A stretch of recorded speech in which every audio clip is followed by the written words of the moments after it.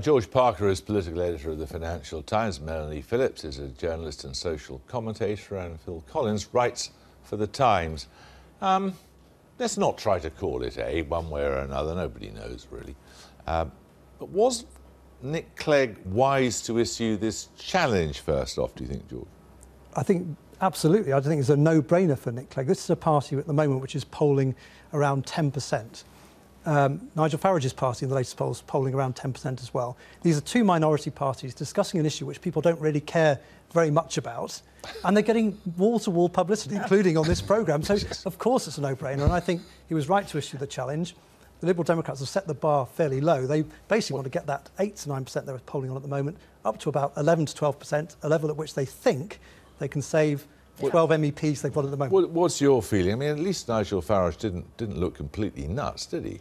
I would imagine that nobody would possibly think that he would look completely nuts. No, I think that he did get the edge on Nick Clegg. I thought some of the things he said to Nick Clegg, some of the challenges he laid down, Clegg did not actually answer properly. I mean, the 3 million piece of research, the 3 million jobs at risk, you know, it's a bit pretty dodgy. And Mr. Clegg did not come back on, you know, open borders. He didn't really answer that question. Going on and on about, you know, I always wanted a referendum with new rules. Well, everyone wants the referendum on the old rules, actually. That's really the point. I thought Mr. Farage fell down on the ECHR. He did not make the point which Mr. Clegg did make, that the European Court of Human Rights law has got nothing to do with the EU. And I thought he looked very shifty over the wife.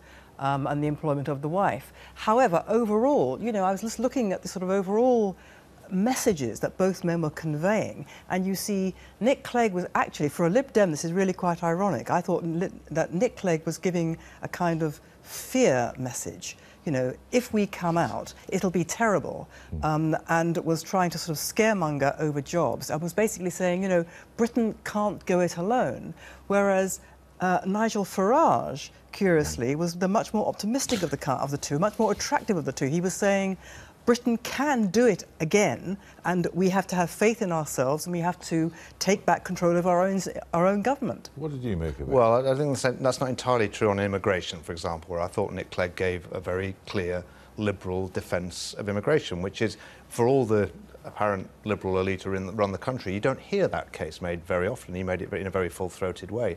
He did the same on trade, where he made a very clear liberal case, and I thought he was quite coherent. I mean, I thought Clegg won it, but that may be because he represents views I hold. But in this sense, Clegg also won it. Even if you take the YouGov figures, for a Liberal Democrat tonight to win 36% in any poll is absolutely joy unconfined for them.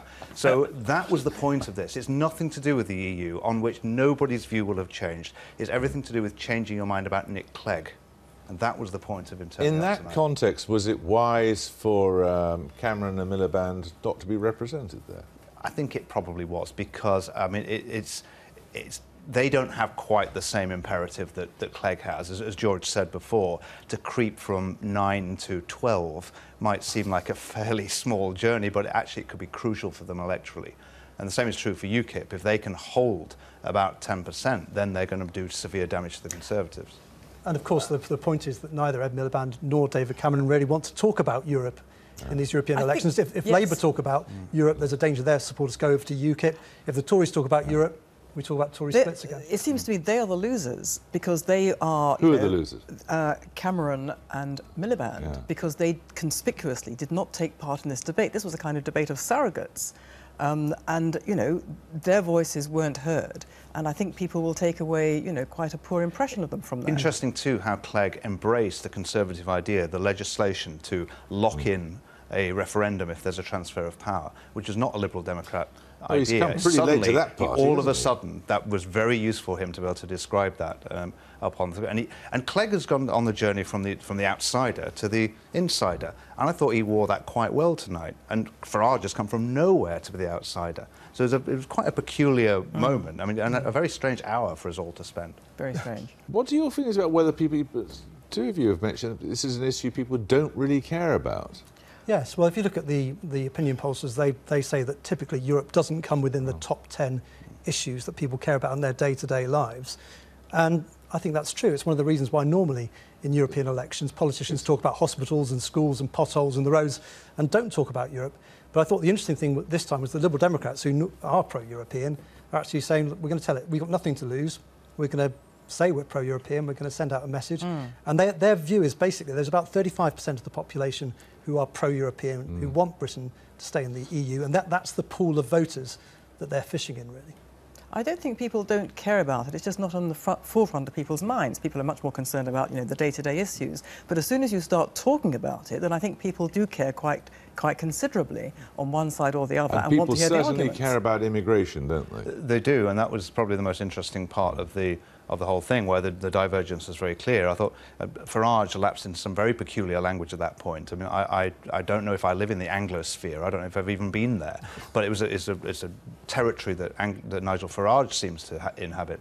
I thought Clegg was much clearer on that. He didn't have a popular message by any stretch of the imagination. But for Clegg, what he wants to do is simply show leadership. He wants to be there for an hour on the television, being the leader on a big subject. And that in itself is quite an important political currency for I thought the two big themes there in tonight's debate, Farage had immigration and Clegg had jobs. Yes.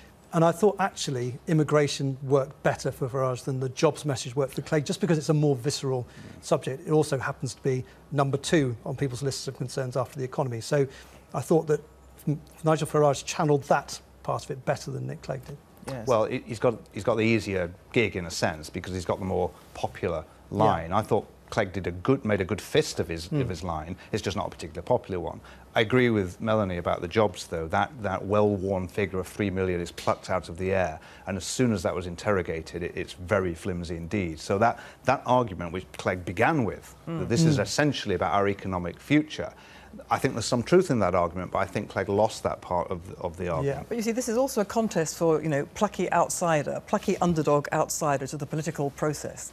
Now, you know, in the general election, Nick Clegg scored so well because he was the plucky outsider to the political process. Yeah. And now, of course, Farage is, you know, the new guy on the block.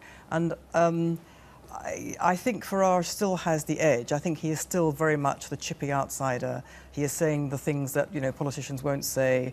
You know, there were too many occasions where Nick Clegg was sort of not caught out, but was clearly looked a bit sort of uncomfortable. He didn't really answer the question. Well, ultimately, after an hour of Farage, he really began to fade. Diminishing returns set in for me fairly early. I think in the end, he's not good enough. As he put it in his own words, he's not good enough. He's too small to survive. Okay.